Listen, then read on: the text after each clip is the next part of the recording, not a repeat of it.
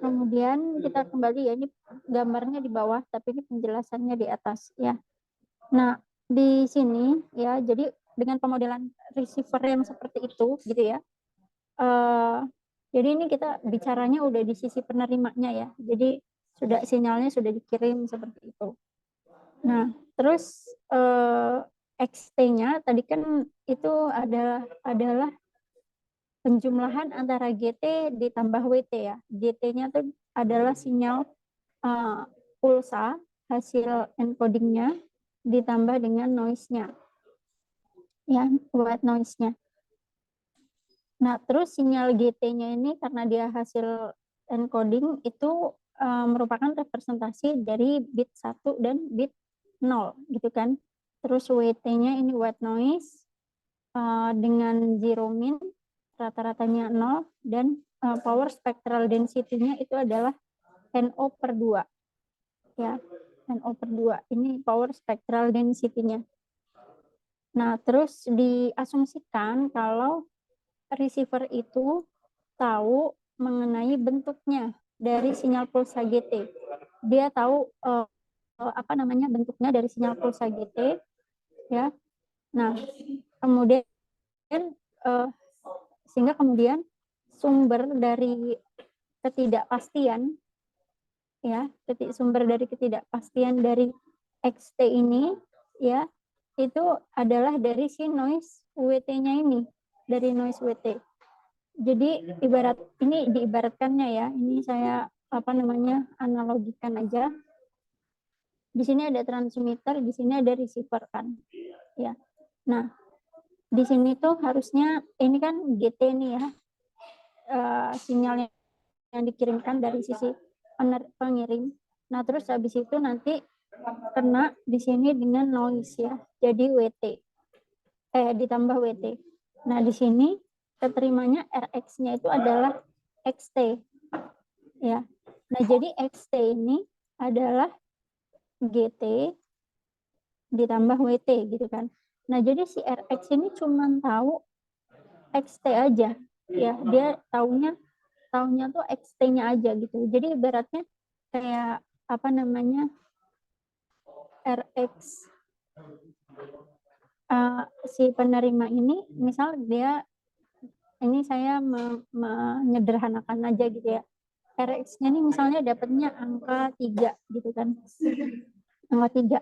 Nah, artinya 3 ini sebagai XT-nya. Nah, padahal 3 ini tersusun dari GT dan WT gitu kan. Nah, jadi kita tuh nggak tahu 3 ini nih apakah 1 tambah 2, apakah 2 tambah 1 gitu ya. Atau 1,5 tambah 1,5 misalnya kayak gitu. Nah, jadi kita cuma dapat 3-nya aja gitu ya. Nah, ini yang harus akan kita pecahkan kayak gitu. Nah, si GT ini apa namanya? GT kan si XT-nya ini kan sebenarnya tahu ya bentuk pulsanya dari GT, tapi dia keterimanya 3 gitu. Nah, dia itu jadi si apa situasi di sini gitu ya. GT-nya ini kayak jadi apa ya, bisa jadi kacau gitulah ya, terganggu itu ya karena adanya si WT-nya ini gitu ya. Randomness-nya ya, keacakan dari si WT-nya ini. Nah, terus nah, jadi fungsi receiver ini untuk mendeteksi sinyal GT. Jadi kita tuh pengen mendapatkan sinyal GT-nya ini gitu ya dengan cara yang paling optimum gitu ya, diberikan sinyal XT aja. Jadi kita memantau XT, kita mau dapat GT-nya.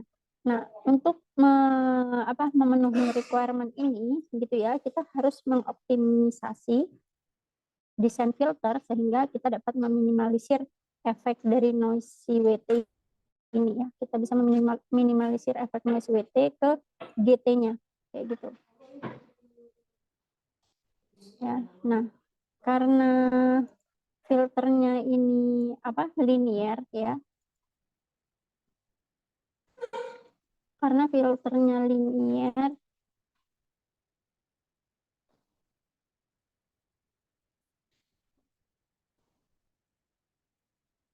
karena filternya linear, ini output yang dihasilkan itu dapat diekspresikan menjadi YT sama dengan G0T plus NT, ya.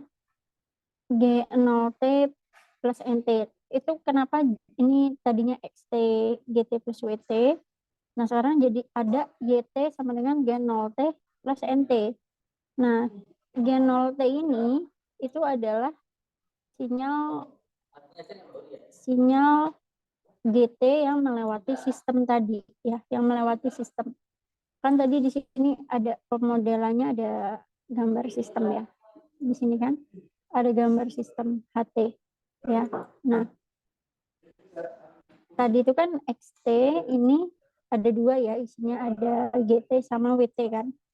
Nah, ada GT sama WT, ini isinya XT. XT-nya masuk ke sistem ini yang ada respon impulsnya. Nah, karena dia ini sistemnya LTI, ya, linear time invariant. Jadi si GT-nya ini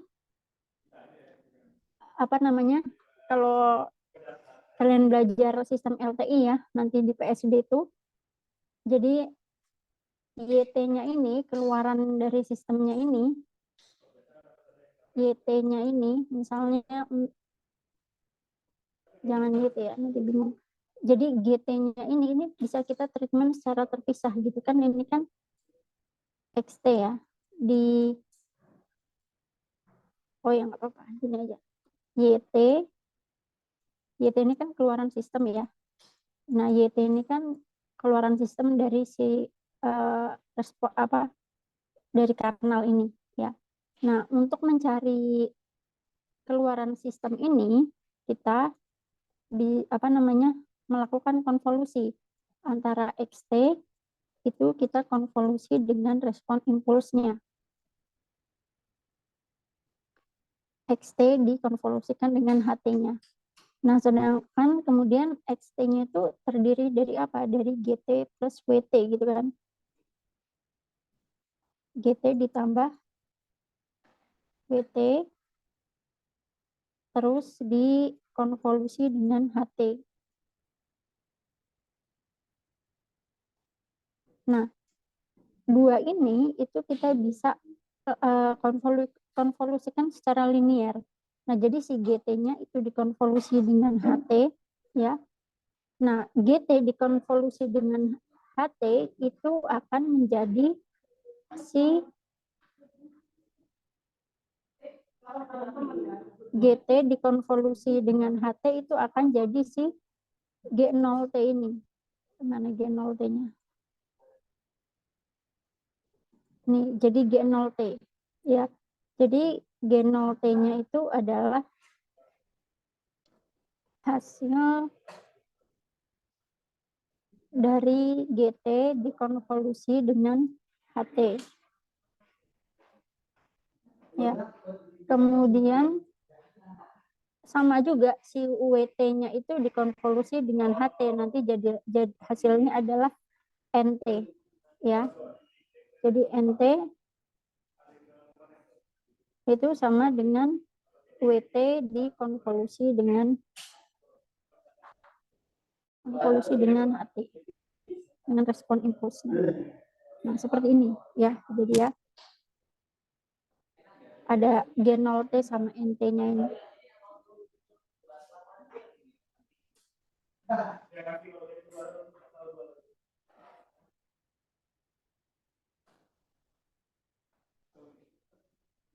Nah, kemudian dari situ, ya,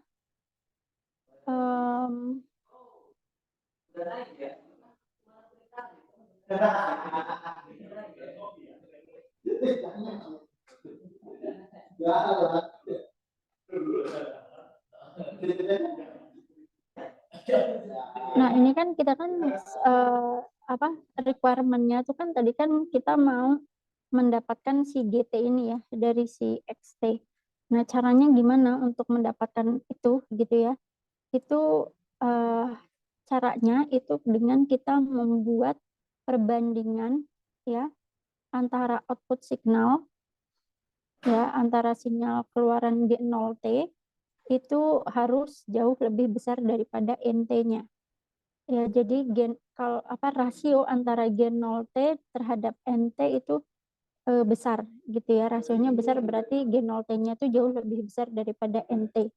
Nah, ini dinamakan dengan rasio sinyal terhadap noise atau SNR ya. Signal to noise ratio, peak pulse-nya. Nah, ini persamaan matematisnya tadi kayak gitu ya metodenya ya. Kita membuat perbandingan antara G0T terhadap noise-nya itu besar. Nah, ini dari gimana? Itu dari magnitudo G0T-nya sebagai instantaneous power ya, power sesaat. Kemudian di noise-nya itu dalam bentuk ekspektasi n kuadrat T ya. Nah, ekspektasi n kuadrat T ini menjadi rata-rata power noise di output gitu ya. Nah, jadi sekarang ini SNR-nya ya, tetanya atau SNR-nya. Nah, sehingga kemudian sekarang G0T-nya ini kan terdiri dari GT konvolusi HT ya. Terus NT-nya ini juga adalah berasal dari WT konvolusi HT. Di sini sama-sama ada HT-nya gitu. Nah, jadi sekarang lebih didetailkan lagi tugasnya itu adalah gimana kita mendesain respon impuls filternya gitu ya, nanti di sisi penerimanya. Ini kan sebenarnya respon impuls itunya ya, respon impuls kanal mediumnya gitu ya. Nah, problemnya berarti sekarang lebih detailnya adalah di sisi penerima kita mendesain filter yang sama persis dengan yang ada dengan kanal dengan respon impuls kanalnya gitu, yang sama persis seperti itu ya. Jadi ini kita harus menspesifikasi respon impuls dari filter sehingga kemudian nanti output dari sini itu maksimal gitu ya, perbandingannya besar, jadi G0T-nya itu maksimal ya. Ini kira-kira gimana, ada pertanyaan nggak sampai sini? Silakan kalau ada pertanyaan.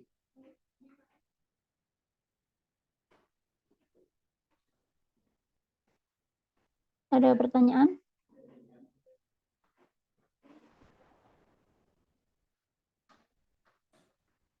Bisa diikuti nggak?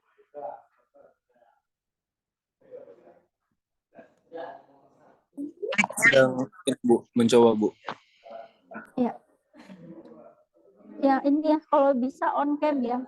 Ini dari tadi saya ngomong takutnya nih saya kayak ngomong sendiri gitu ya. Ini yang online cuman saya aja nih. Yang on cam. Ya. Seperti itu. Tadi sampai mana? Nah, jadi intinya kita mau mendesain si HT-nya ini ya. Nah, terus ini diteruskan ini ya caranya G0T ya, ini saya hapus dulu semua ya. G0T itu tadi ya didapat dari didapatnya nanti deh. G0T itu didapatnya tadi dari GT konvolusi HT kan ya. Nah, tapi ini dituliskannya seperti ini nih, G0T sama dengan gini gitu ya. Padahal kalau tadi yang saya tulis adalah GT konvolusi HT. Nah, ini karena apa? Karena ini di domain frekuensinya ya. Jadi kalau di domain waktunya konvolusi, di domain frekuensinya itu kan dikalikan saja, dilakukan perkalian. Jadi HF kali GF. Nah, kemudian ini kan di domain frekuensi ya. Nah, kemudian hasil ini kan G0F ya. G0F. Nah, G0F ini langsung di inverse transformasi Fourier ya, integral E pangkat J2 PFT DF itu inverse transformasi Fourier supaya G0F ini ke domain waktu, jadi G0T. Itu.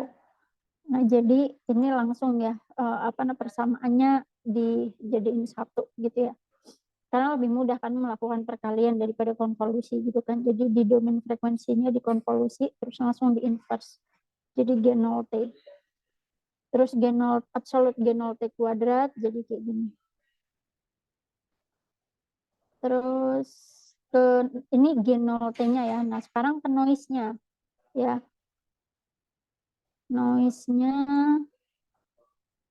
Noise-nya tadi kita WT kan.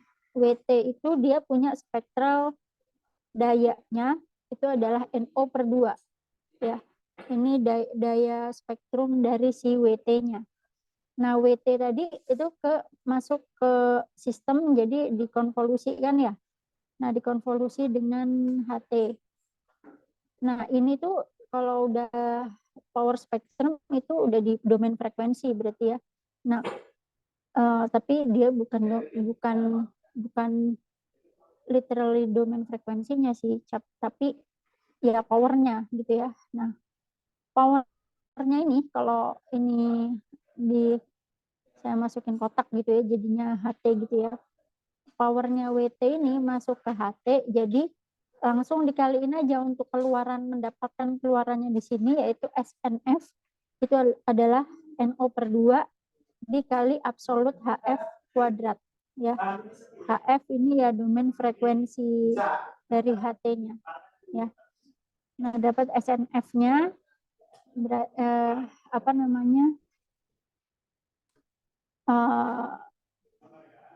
supaya di domain frekuensinya di keluarannya sini ya.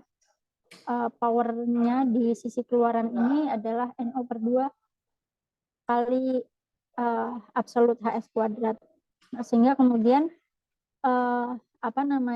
rata-rata average power, rata-rata powernya dari output noise NT ini berarti tadi ininya ya domain frekuensi dari NT nih.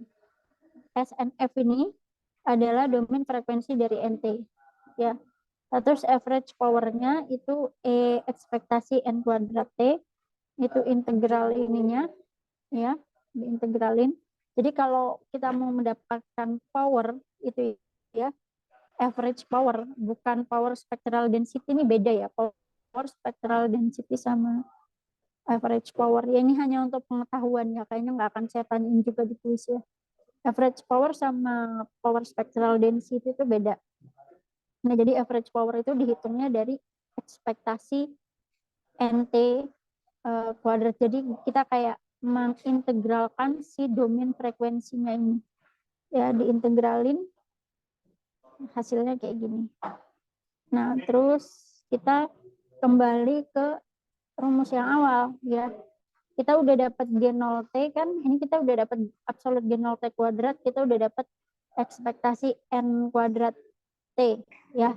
Nah, berarti kita bisa memasukkan kita bisa masukin ke persamaan yang ini 8.3. Nah, dimasukin ya jadi hasilnya kayak gini ya. Di persamaan 8.8. Ini persamaannya. Nah, terus ini ke bawahnya itu matematis ya, ke bawahnya ini matematis. Banyak. Jadi tapi mungkin saya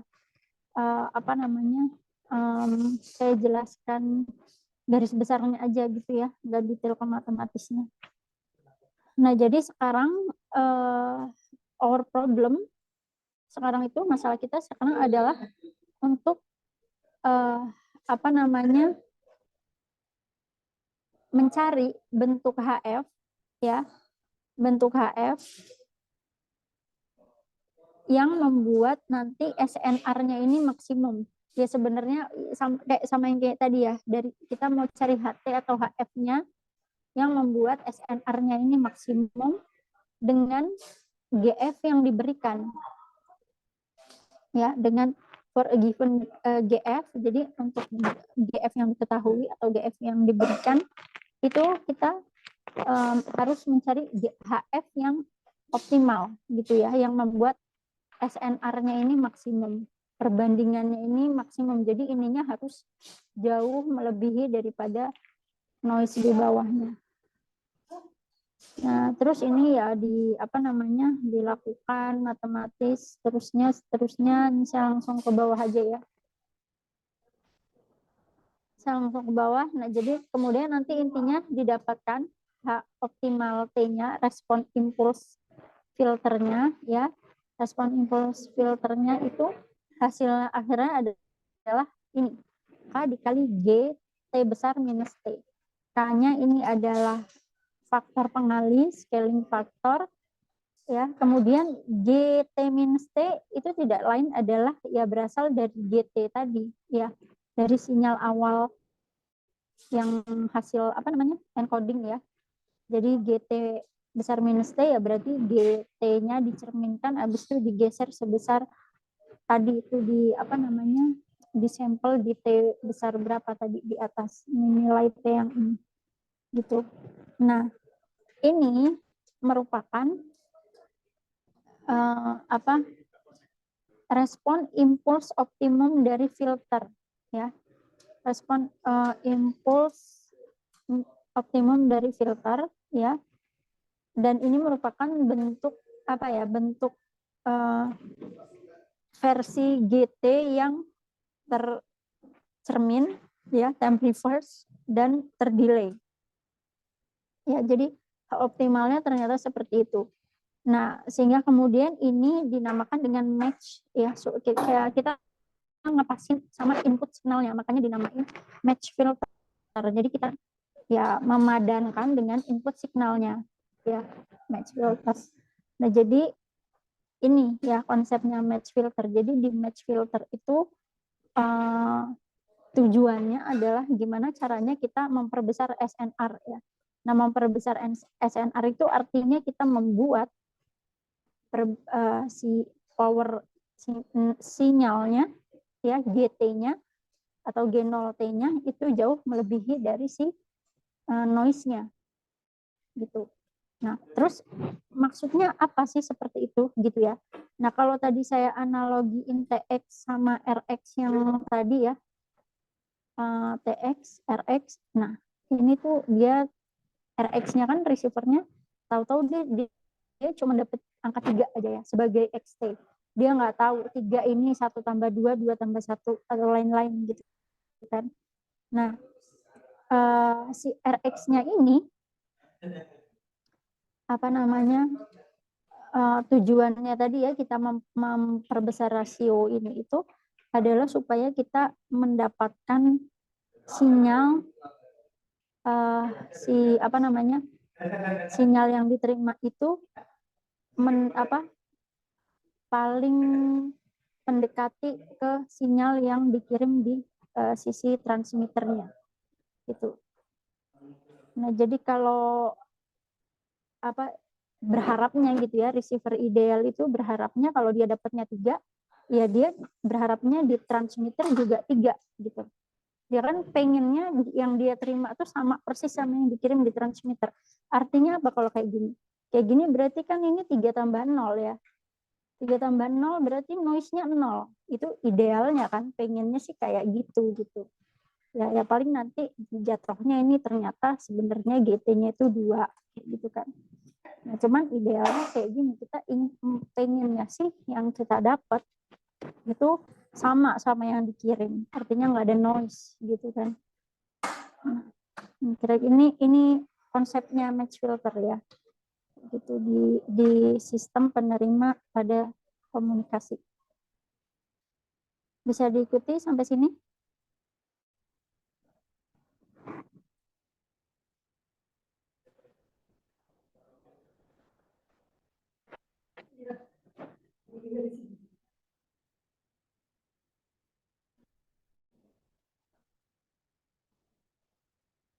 Nggak ada? Kalau nggak ada mungkin break dulu ya. Ini nanti setelah ini tuh peluang error dan itu ceritanya panjang juga, jadi kayaknya break dulu aja. Mungkin berapa menit breaknya? 10 menit cukup? 10 menit ya. Nanti jam 3.10 kita mulai lagi. Silakan kalau yang ingin ke belakang atau lain-lain.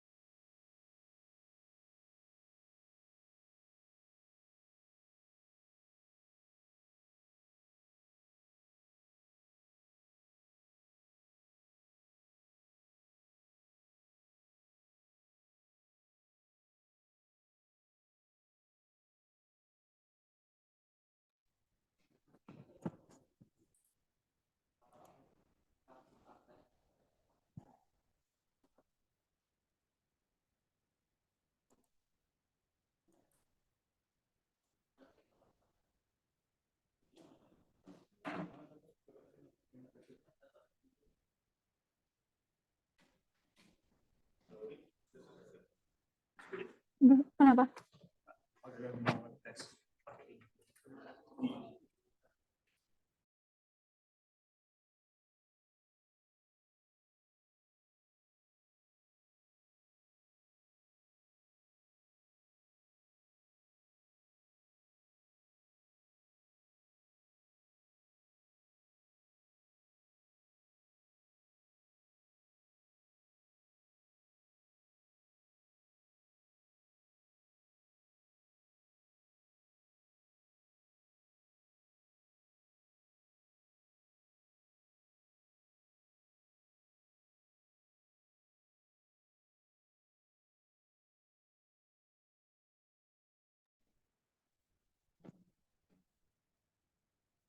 Oke, kita mulai lagi ya.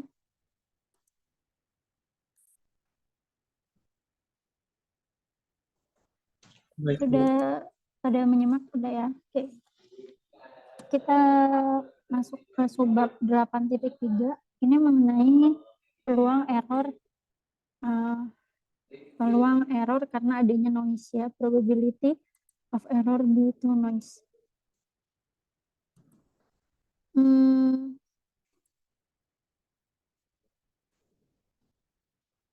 Nah, sebelum masuk ke pembahasan itu ya, ini jadi di sini di subbab ini tuh akan diceritakan penurunan rumus menghitung probability error karena noise. Jadi sebenarnya nanti yang ada di sini tuh ya ini ya penyederhanaan ya, penurunan rumus gitu kan.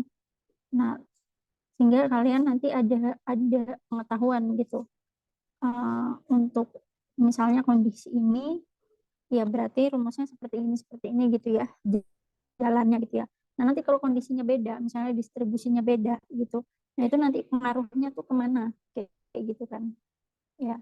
Dan ini kita nggak sampai ngitung ya di sini ya, nggak perlu sampai ngitung, cuman konsepnya aja.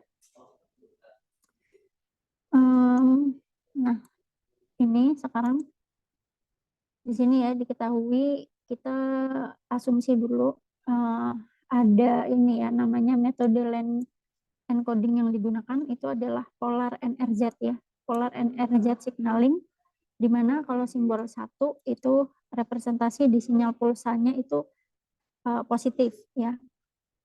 Terus kalau bit 0 atau simbol 0 representasinya amplitudo negatif di sinyal pulsanya. Terus nanti noise-nya itu pemodelannya adalah additive white Gaussian noise ya atau AWGN. Nah, kalau tadi sebelumnya di match filter itu kita cuman additive white noise saja ya, nggak ada Gaussian-nya. Nah, kalau sekarang ini ada Gaussian, additive white Gaussian noise WT. Ini minnya 0, minnya 0, terus power spectral density-nya itu NO/2. Ya, sama yang tadi sebenarnya, cuma nanti beda di PDF-nya ya, fungsi peluang distribusinya.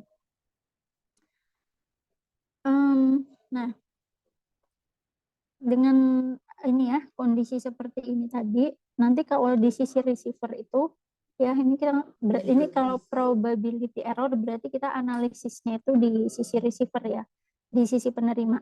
Nah, di sisi penerima itu XT-nya ya, karena ini sudah didefinisikan signalingnya ya, itu XT-nya itu kan kalau tadi di sebelumnya di match filter tuh hanya GT plus WT gitu aja kan ya. Nah, sekarang sudah lebih detail. Jadi XT-nya itu adalah plus A, positif A ditambah WT jika simbol 1 yang dikirimkan di sisi transmitter. Jadi kalau simbol 1 tadi kan representasinya positif ya. Jadi makanya di sini dia positif A. Ditambah noise WT ya untuk simbol 1 dikirim. Terus kemudian kalau simbol 0 yang dikirim, berarti nanti XT-nya adalah simbol 0 tadi negatif, berarti negatif A plus WT gitu ya. Dan terus ini selama signaling interval ini ya, T-nya dari 0 sampai TB. TB-nya itu bit duration, A-nya transmitted pulse amplitudo sinyal pulsanya gitu ya. Nah, ini kemudian diasumsikan bahwa penerima itu tahu informasi mengenai awal dan akhir dari setiap pulsa yang dikirimkan ya. Jadi sebenarnya receiver itu tahu bentuk sinyal pulsanya, sama kayak yang tadi di match filter ya. Receiver itu tahu bentuk sinyal pulsanya, tapi dia nggak tahu polaritas plus minusnya ini. Dia nggak tahu kalau plus itu bit 1 apa 0. Kalau minus itu bit 1 atau 0 itu dia nggak tahu. Itu dia cuma tahu bentuk pulsanya aja.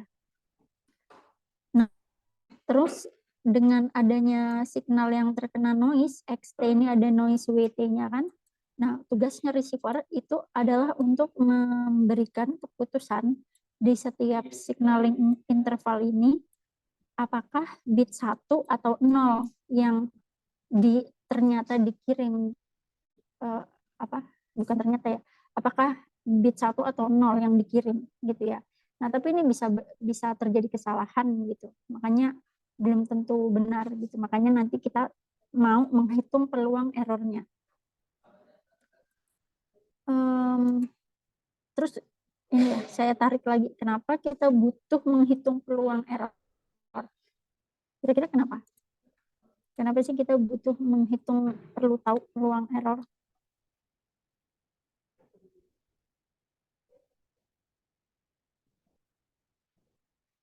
Anggapannya gini, kalian mau beli apa ya, misalnya ya beli alat elektronik lah, apapun gitu ya, misalnya apa ya, HP gitu kan, HP gitu, atau mau download aplikasi lah, misalnya mau download aplikasi gitu ya. Nah, kalau download aplikasi kalian suka lihat rate-nya nggak? Rate-nya bintang berapa gitu? Coba lihat nggak itu?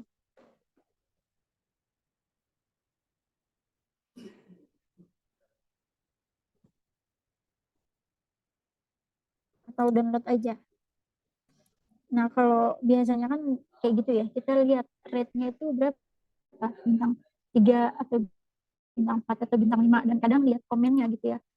Ada komen yang ini sering nge-lag nih, sering apa gitu ya, sering ada errornya kayak gitu. Nah, kalau kayak gitu kan kalian milihnya adalah aplikasi yang errornya lebih sedikit ya. Logikanya gitu kan. Kita akan milih aplikasi yang errornya lebih jarang kayak gitu. Nah, sama seperti ini. Kenapa kita mau menghitung peluang error? Karena peluang error ini merupakan salah satu parameter kinerja sistem gitu. Apa namanya? Ya, sistemnya ini bagus atau enggak. Itu salah satu ya. Parameternya adalah error probability-nya. Peluang errornya besar atau enggak kayak gitu. Nah, itu yang biasanya dibandingkan gitu kan. Jadi kita perlu menghitung itu. Nah, jadi ini ya. Nah, struktur penerima, struktur receiver yang digunakan untuk membuat keputusan ya, itu terlihat di gambar 8.5 di sini. Ya, di sini ada gelombang atau sinyal PCM-nya ST, terus terkena dengan white Gaussian noise WT. Setelah itu masuk ke match filter yang tadi sudah kita bahas. Habis itu hasilnya dari match filter itu sampling. Tapi ini sampling bukan untuk ini analog to digital converter tuh, bukan, hanya untuk ngambil sampel aja gitu ya. T sama dengan TB. Kemudian dari hasil sampel itu adalah nilai Y. Nah, nilai Y ini akan masuk ke decision device ya, yang perangkat komponen untuk memberikan keputusan. Nah, di decision device ini ada threshold lambda ya, ada threshold lambda. Nah, kemudian nanti keluarannya itu decision device ini rule-nya, di mana memberikan jawaban itu dia pakai rule ini. Kalau Y-nya lebih dari lambda, maka decision device ini akan memberikan keputusan kalau oh bitnya itu 1 yang dikirim gitu.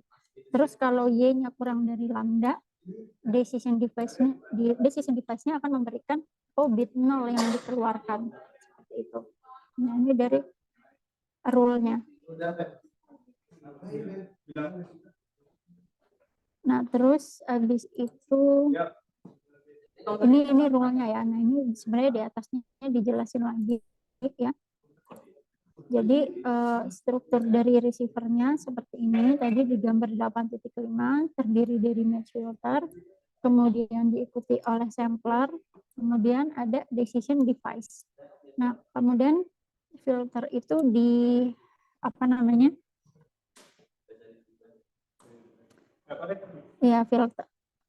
filternya itu ini ya tadi ya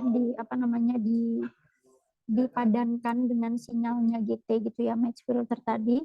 Terus hasil dari match filternya itu disampling ya, disampling di T sama dengan TB. Jadi setiap signaling intervalnya ini. Nah, terus adanya noise WT itu menambahkan atau mengakibatkan randomness ya, mengakibatkan randomness atau keacakan dari keluaran match filter. Nah, terus tadi ya, Y-nya ini adalah nilai sampel, nilai hasil sampel tadi, nilai hasil sampling yang diperoleh tiap akhir interval signaling. Nah, kemudian nilai sampel Y ini itu dibandingkan dengan threshold lambda, threshold lambda. Ya, kalau Y-nya lebih dari lambda, maka keputusannya itu sistemnya akan memberikan keputusan oh bit yang dikirim 1, kemudian jika Y kurang dari lambda, maka simbol 0 yang diputuskan. Nah, dari sini ya, kemudian kita dari sini kemudian kita bisa menggambarkan gitu ya, kita bisa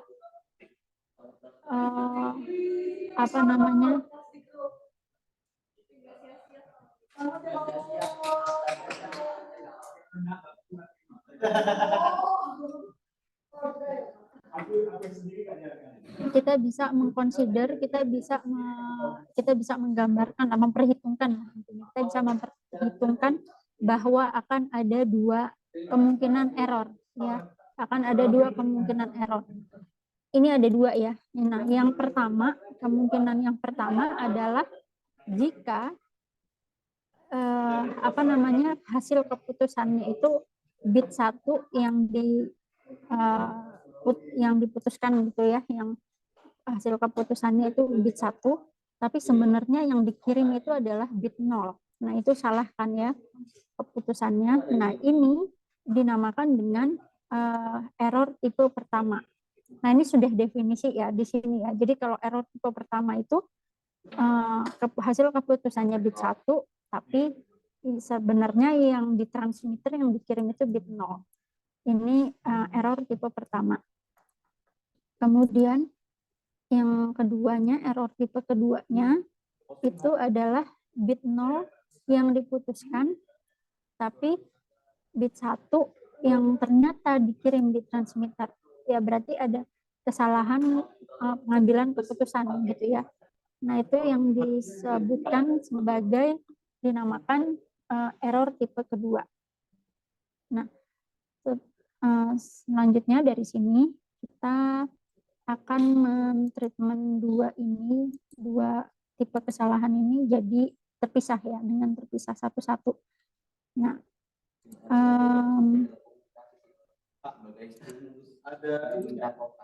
Nah, di sini untuk menentukan average probability of error, kita akan mentreatment 2 error ini secara terpisah. Yang pertama, error yang tipe pertama dulu gitu ya. Nah, yang tipe pertama tadi itu adalah simbol 0 dikirim ya. Simbol 0 dikirim, XT-nya, kalau simbol 0 dikirim, XT-nya itu adalah minus A plus WT kan untuk interval signaling seperti ini ya, karena simbol 0 itu minus A. Nah, terus apa namanya, kemudian nanti setelah masuk ke match filter, lalu disampling di sini ya, nanti ini keluarannya hasilnya adalah Y.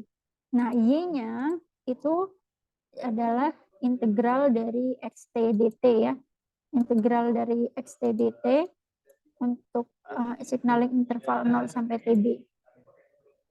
Terus XT-nya kan tadi minus A plus WT ya, berarti ini minus A-nya sendiri plus WT, jadi yang diintegralin.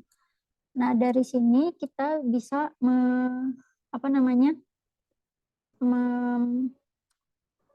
mengkarakterisasi gitu ya, random variable. Nah, jadi sebenarnya Y ini adalah realisasi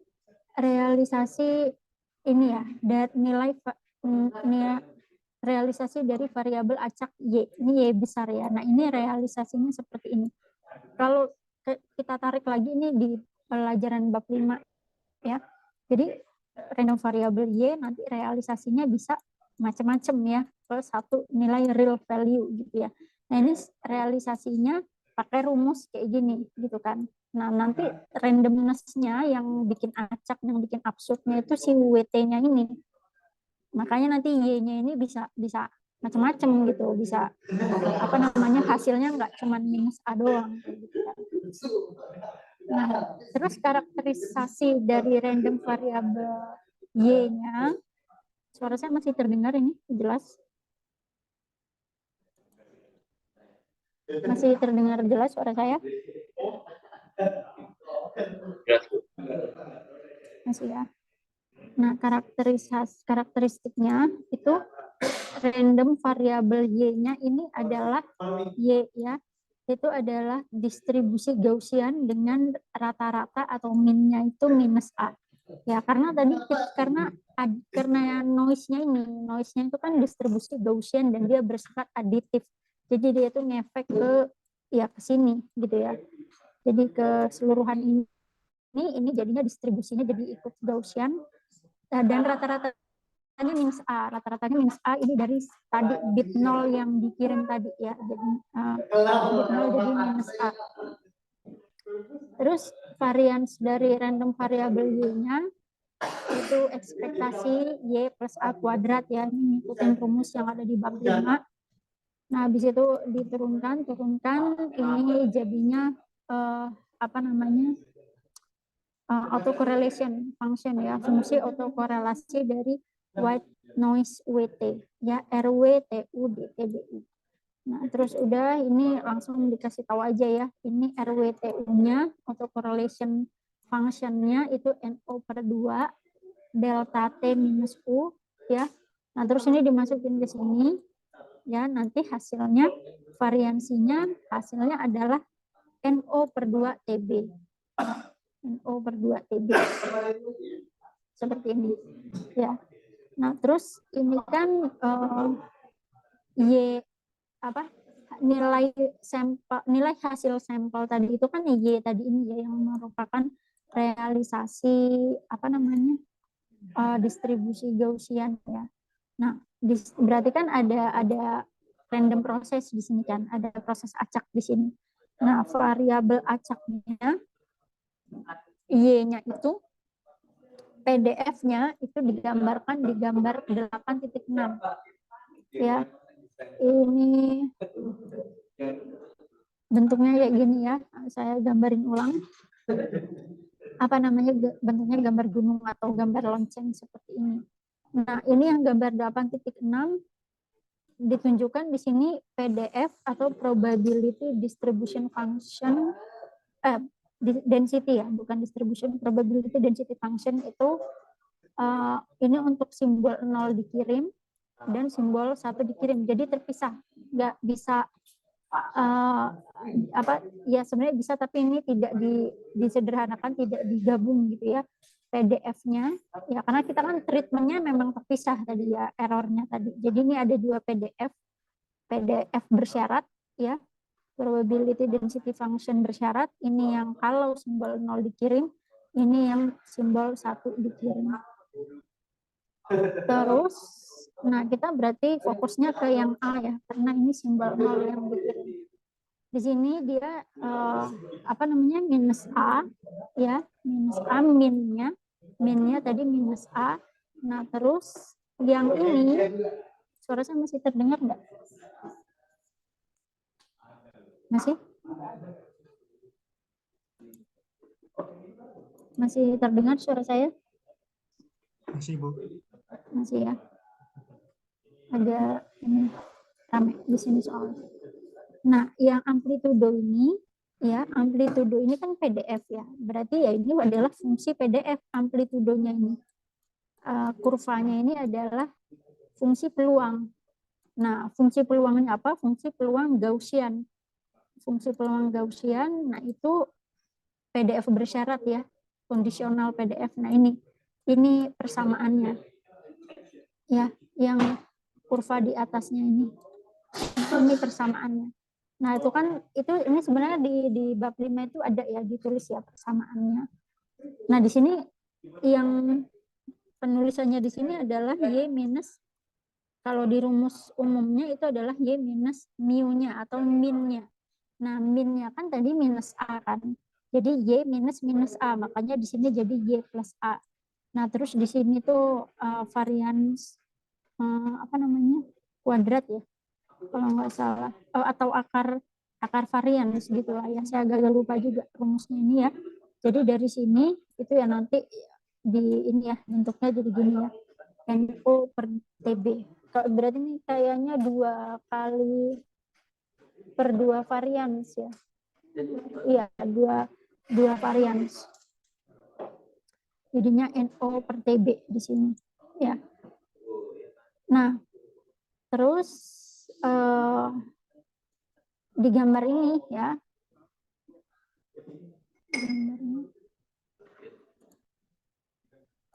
Nah, jadi ini adalah PDF bersyaratnya. Ini minnya. Nah, kemudian di sini ada lambdanya ya, ada lambdanya yang nanti kita harus menentukan dia itu thresholdnya berapa. Penting ya di situ ya, kita menentukan kita nilai thresholdnya itu berapa gitu. Nah, jadi ini misalkan di sini ya, misalkan ini di sini lambdanya. Nah, Y-nya ini kan Y-nya kan adalah nilai sampel ya, merupakan realisasi dari random variabelnya ya. Nah, jadi misalnya kalau dihitung-hitung misalnya Y-nya itu ternyata jatuhnya ke sini gitu kan, di titik ini yang putih, di area yang putih gini. Nah, kalau kayak gini berarti Y-nya ini kurang dari lambda atau lebih dari lambda kalau di sini.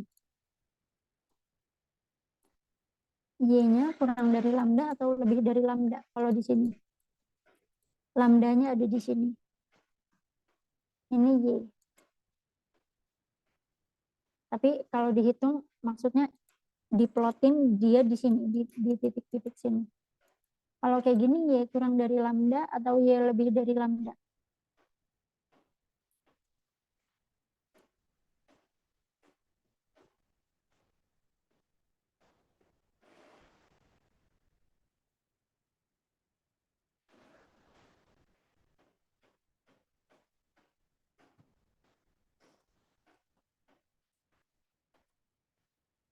Berapa? Kurang atau lebih kira-kira? Tentu kalian tinggal ngelihat aja itu. Posisinya di mana dia kurang atau lebih dari lambda.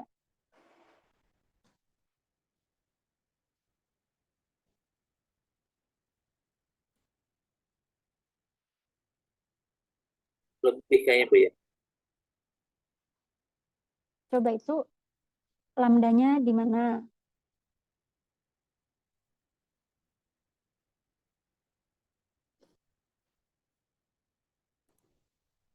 Ini kan lambdanya di sini. Lambdanya di sini. Terus kalau tadi dihitung tuh jatuh Y-nya jatuhnya di sini. Artinya nih di titik sini ya. Misal Y-nya. Y-nya kan dia di sisi sebelah kiri dari lambda kan. Lebih atau kurang Y-nya dari lambda? Kurang bukan, Bu? Kurang ya. kurang dari lambda ya. Kan dia di sisi sini ya, di sisi kiri dari lambdanya ya. Ini kan dari minus tahingga sampai tahingga ini. Ya. Nah, jadi Y kurang dari lambda. Nah, tadi dari rule-nya, dari aturannya, kalau Y kurang dari lambda, maka sistem akan memutuskan bit berapa? Bit 1 atau 0?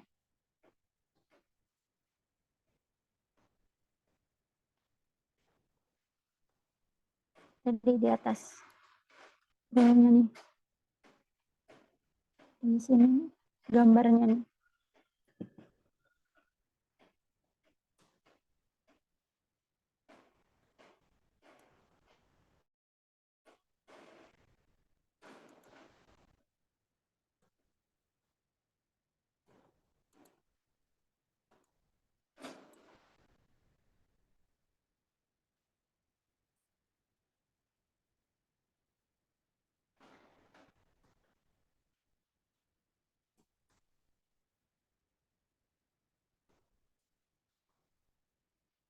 Y kurang dari lambda bit 1 atau 0 yang diputuskan.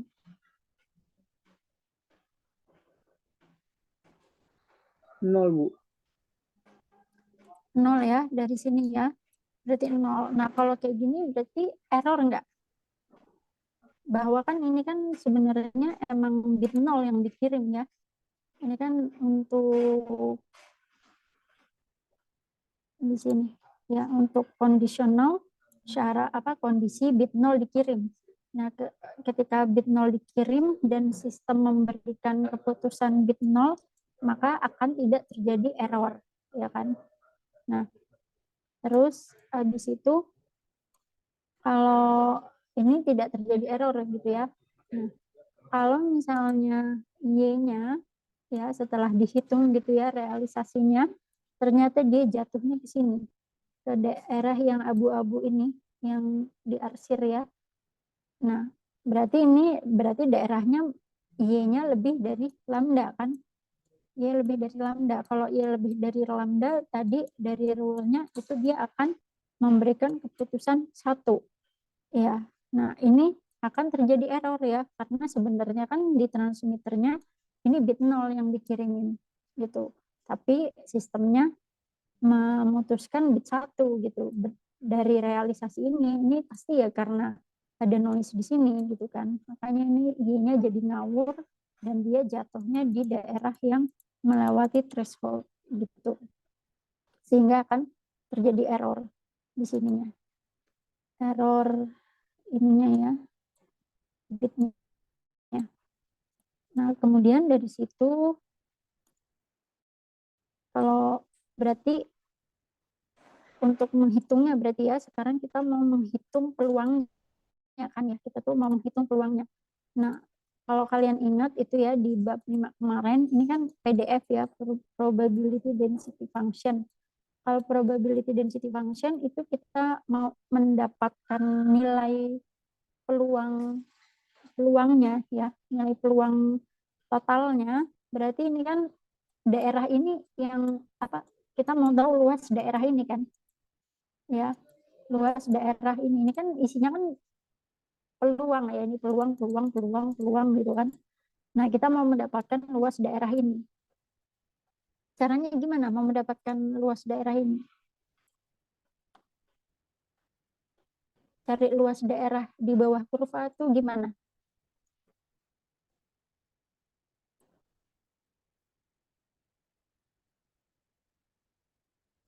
Ditambahin, cukup ditambahin atau dikalikan atau gimana?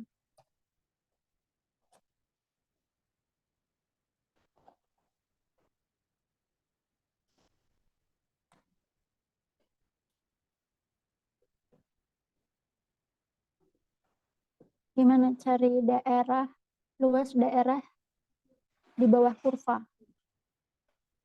Diintegralin bukan, Bu? Diintegralin, betul ya, diintegralkan. Nah, kan kita tadi udah punya fungsi peluang ini ya, amplitudonya. Nah, berarti kita tinggal mengintegralkan ini, fungsi peluang ini tadi, yang fungsi distribusi Gaussian ini tadi.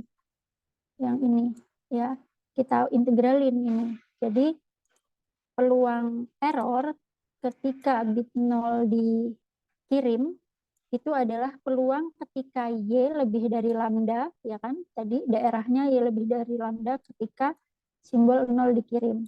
Nah, berarti integralnya jadinya dari lambda sampai tahingga. Terus ini PDF bersyaratnya, ya. Peluang bersyaratnya yang ini tadi, ya. Sini. Nah, sekarang gimana nih lambdanya ini nilainya berapa, gitu kan? Nah, untuk menentukan nilai lambdanya di sini ini yang paling ini karena untuk pembelajaran sederhananya disederhanakan gitu. Jadi kita harus tahu dulu peluang bit 1 dikirim, peluang bit 0 dikirim. Nah, ini asumsinya bit 0-nya peluang bit 0 dan 1 dikirim itu sama peluangnya. Jadi P0 sama dengan P1 itu sama dengan setengah, ya kan? Karena cuma ada 2 bit kan, bit 0 sama bit 1, 2 macam bit maksudnya. Jadi peluangnya sama, ya jadi masing-masing peluangnya setengah.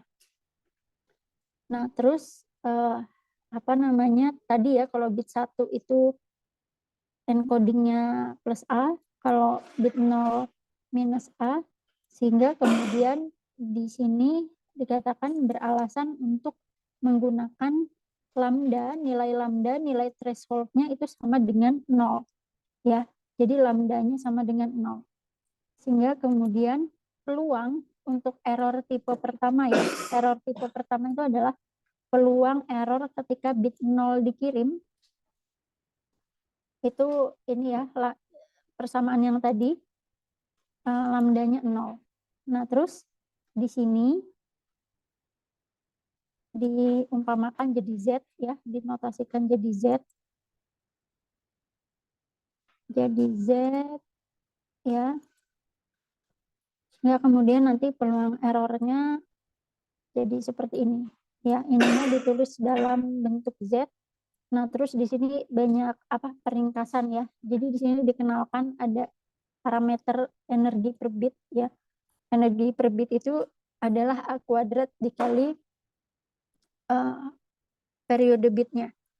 Nah, A kuadrat dikali TB itu ya ini diutak-atik ya. Dari persamaan ini diutak-atik. Jadi di sini persamaannya bisa menuliskan dalam fungsi EB ya, dalam fungsi energi bit ya.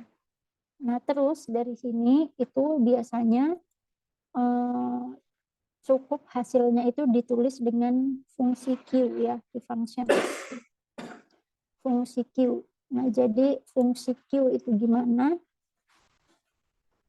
Fungsi Q ya. Fungsi Q ini fungsi ya sebenarnya dijelasin di sini ya. Fungsi Q itu fungsi tail ya, fungsi ekor. Jadi ini saya ada ininya juga sih penjelasannya. Saya stop share dulu ya.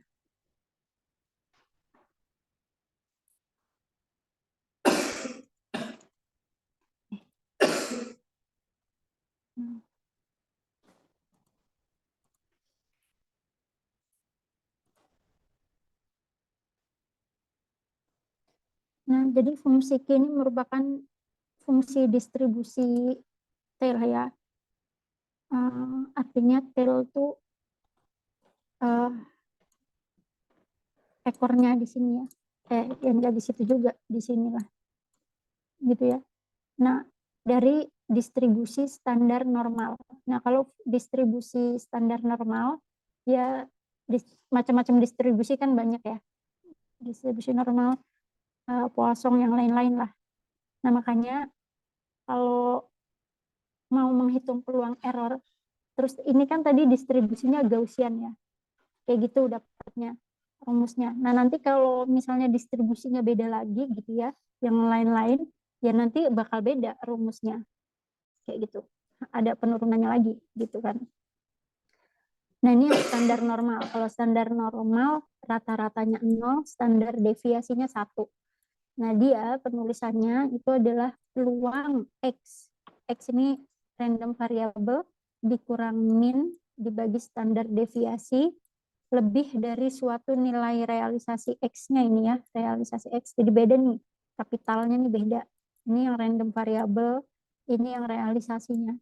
Sama dengan peluang X dikurang min-nya 0 kan, dibagi standar deviasinya itu 1, lebih dari X ya, yang tadi nilai realisasi.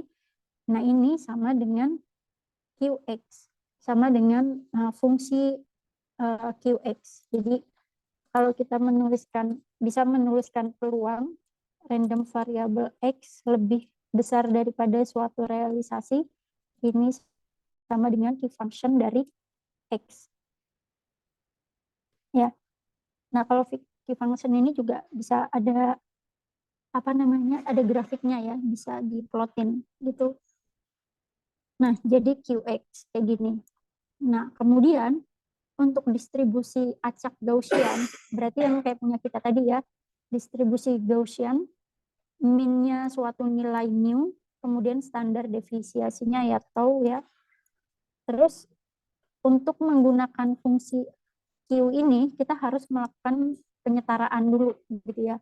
Nah, penyetaraannya gimana? Penyetaraannya X-nya ini ya tadi sama ya, X minus mu per standar deviasi lebih dari nilai realisasinya itu harus dikurangi juga sama min-nya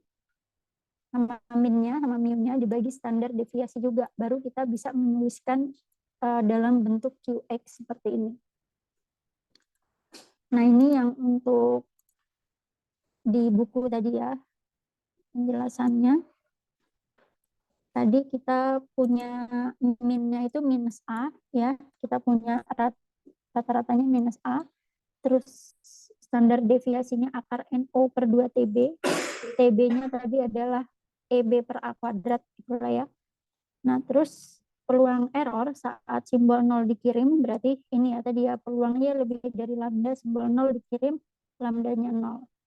Nah, di sini kita tuliskan ya, peluang error untuk simbol 0 dikirim, berarti peluang Y minus A tadi ya, Y plus A, terus ini per standar deviasi per variansnya lah ya, per variansnya dibagi lebih dari, nah lambdanya ini yang harus kita setarakan. Lambdanya ini kan 0. Nah, 0 dikurang minus A dibagi akar dari varians atau standar deviasinya. Sehingga kemudian di sini kalau yang ini tetap ya. Nah, yang ininya berarti jadinya A per A akar NO per 2 EB.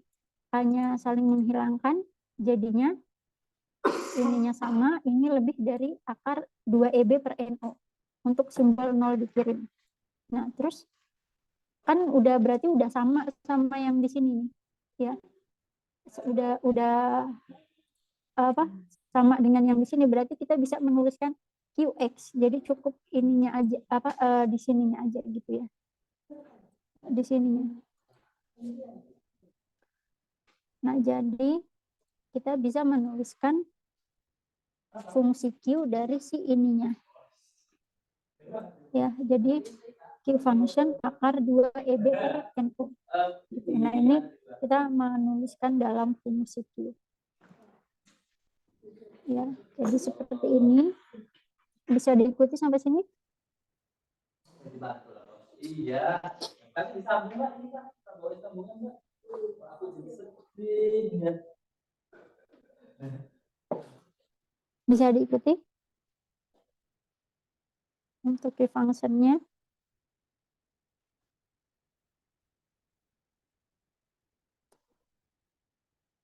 Kalau tidak ada, kembali lagi ke bukunya ya. Di bukunya, nah berarti di sini ditulis jadinya langsung dia. Padahal tadi penurunannya agak banyak ya barisnya. Tapi ya ini diringkas. Jadi probability error simbol 0 dikirim adalah Q function akar 2 EB per NO. Nah, ini untuk yang conditional probability untuk error tipe pertama ya. Nah, untuk error tipe keduanya, karena peluang terkirimnya bit itu sama ya, tadi setengah-setengah, terus lambdanya juga 0 pas di titik tengah thresholdnya, dengan cara yang sama ya, itu kalau diterusin sama, dilakukan yang sama, itu nanti akan menghasilkan peluang error yang sama ya. Jadi peluang error untuk error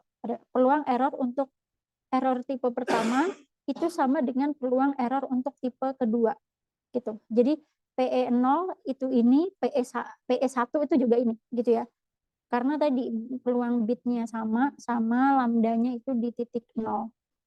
Nah, terus kalau digabung, nah sekarang kita baru ngegabungin nih. Kalau tadi kan kita treatmentnya terpisah. Nah, sekarang kita mau menghitung rata-rata peluang error simbol. Jadi sudah nggak dipisahin lagi bit 0 apa bit 1 yang dikirim. Jadi kita gabungin. Nah, cara menghitung peluang errornya itu adalah P0 dikali PE0. P0 ini adalah peluang terkirimnya bit 0 ya, setengah ya. Setengah. Terus dikali P0-nya yang key function akar 2EB per NO itu ya tadi. Nah, terus habis itu ditambah peluang terkirimnya bit 1 itu tadi juga setengah. Terus dikali dengan peluang error kalau bit 1 dikirim itu key function akar 2EB per NO. Nah, setengah tambah setengah berapa? 1 ya. Artinya apa? Artinya peluang average errornya, peluang error rata-rata simbol gabungannya itu ya adalah key function fungsi Q dari akar 2EB per NO ini ya. Jadi ini banyak untuk pemahaman, ini banyak penyederhanaan sebenarnya ya. Nah, jadi ini peluang errornya ya, peluang error totalnya. Sebenarnya walaupun dinamakan average ya, tapi ini sebenarnya adalah peluang error totalnya ya.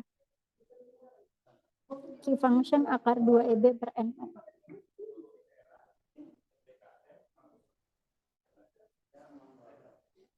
Ada pertanyaan sampai sini? Bisa diikuti?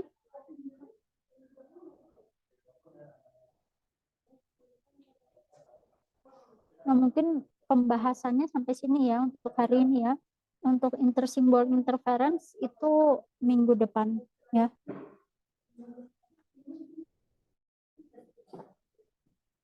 Oke.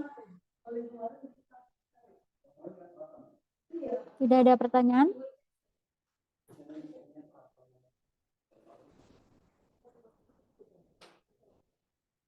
Kalau tidak ada pertanyaan, saya cukupkan sampai di sini ya untuk perkuliahan hari ini. Ya terus pesan saya jangan telat-telat banget lah. Saya itu juga nggak strict banget kan gitu kan. Dan biasanya saya kalau telat saya pasti kasih notifikasi di awal. Insya Allah selalu kayak gitu. Ya, jadi kalau nggak ada notifikasi ya harus hadir on time gitu kan. Oke, itu aja mungkin untuk hari ini. Terima kasih atas perhatiannya. Semoga bermanfaat. Saya tutup. Wassalamualaikum warahmatullahi wabarakatuh. Selamat sore. Terima kasih, Bu. Terima kasih. Oke.